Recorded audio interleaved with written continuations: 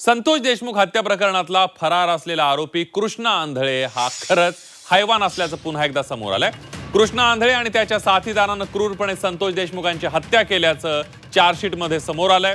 9 डिसेंबरला संतोष देशमुखांची हत्या करण्यात आली। त्यावेळेला कृष्णा आंधळेनं मोकारपंथी ग्रुपवर 2 व्हिडिओ कॉल केले होते आणि त्याच ग्रुपवर संतोष देशमुखांच्या मारहाणीचा व्हिडिओ दाखवला। मोकारपंथी ग्रुपवरील व्हिडिओ संतोष देशमुखांच्या शरीरावरील जबर जखमा त्यानं दाखवल्या, इतर सदस्यांना दाखवल्या। मोकारपंथी ग्रुपवर झालेला संवाद आरोपपत्रात नमूद करण्यात आला।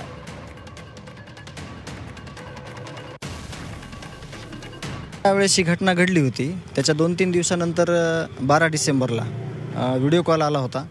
परंतु परिस्थिती तर अशी होती, जे या घटनेतले आरोपी आहेत सगळे, त्या आरोपीचं समर्थन करण्यासाठी या कोर्टाच्या एरियामध्ये, कोर्टाच्या बाहेर, पोलीस स्टेशनच्या बाहेर हजारो समर्थक आरोपींचे हे इथं उपस्थित होते। तसेच जी घटना घडली होती त्या दरम्यान सुद्धा आसपास आमच्या असायचे। जर त्या आल्या असत्या आणि त्याच समर्थकांना जर काही तिथं दगडफेक झाली असती किंवा कुठलं नुकसान झालं असतं तर एखाद्या जातीमध्ये हे प्रकरण अडकलं असतं आणि सगळ्यात चुकीचा संदेश गेला असता आणि जे हत्येचे मारेकरी ते कुठंतरी एखाद्या विशिष्ट गोष्टीमध्ये अडकले असते।